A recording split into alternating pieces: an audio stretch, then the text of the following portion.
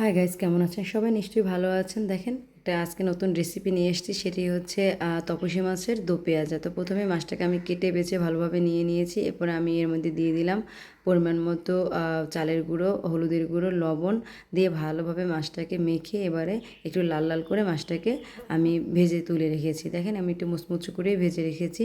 এবার কড়াইয়ে সেই তেলের মধ্যে দিয়ে দিলাম পরিমাণ মতো জিরা ফোড়ন। জিরা ফোড়ন দিয়ে আমি এর মধ্যে দিয়ে দিলাম পেঁয়াজ বাটা। পেঁয়াজ বাটা যাতে পুড়ে না যায় তাই আমি একটু সামান্য পরিমাণে জল অ্যাড করেছি। আচ্ছা, পেঁয়াজটা ভাজা ভাজা হয়ে যাওয়ার পর আমি এর মধ্যে দিয়ে দিলাম পাতলা করে কেটে রাখা আলুগুলো।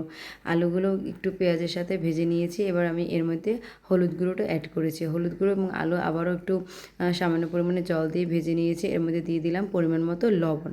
লবণটা দিয়ে আমি আরও কিছুক্ষণ ভেজে নেব, আলুটা যাতে একটু সেদ্ধ হয়ে যায়। যাই হোক, এরপর আমি দিয়ে দিচ্ছি সামান্য পরিমাণে একটু রসুন বাটা ও জিরা বাটা। আবার আমি মশলাটাকে প্রায় 3-4 মিনিটের মতো কষাবো। একটু কষানোর পরে আমি এর মধ্যে দিয়ে দিব পরিমাণ মতো মরিচের গুঁড়া। এই যে মরিচের গুঁড়োটা দিয়েছি, আমি এখানে 1 চামচ মরিচের গুঁড়া ব্যবহার করেছি। আপনারা আপনাদের স্বাদ অনুযায়ী বা ঝাল যে যতটা পরিমাণে খান ওইভাবে মরিচের গুঁড়োটা দিয়ে নেবেন। এবার আমি কিন্তু এই মশলাটাকে প্রায় 10-15 মিনিটের মতো কষিয়েছি। অল্প অল্প করে জল দিয়েছি এবং মশলাটাকে কষিয়েছি। যত কষাবেন মশলার স্বাদ তত বাড়বে, তরকারির স্বাদটা তত ভালো হবে।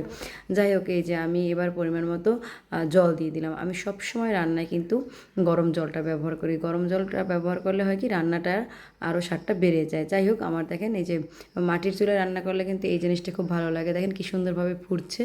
যে আমার জলটা ফুটে ওঠার পরে আমি মাছগুলো দিয়ে দিলাম। যেহেতু এটা দো পেঁয়াজার রেসিপি, তো এটা কিন্তু ঝোল থাকবে না, একেবারে গায়ে মাখাই হবে মাছের ঝোলটা। খুব সামান্য পরিমাণে একটু ঝোল থাকবে। এবার আমি ধনেপাতা দিব এবং মাছটাকে নামিয়ে নেব। দারুণ খেতে হয় এভাবে রান্না করলে। একবার আশা করি সবাই ট্রাই করে দেখবেন এবং আমাকে জানাবেন কেমন হয় খেতে। এই যে দেখেন আমার মাছটার ফাইনাল লুক। আশা করি সবার কাছে ভালো লেগেছে। সবাই ভালো থাকবেন। ওকে, বাই।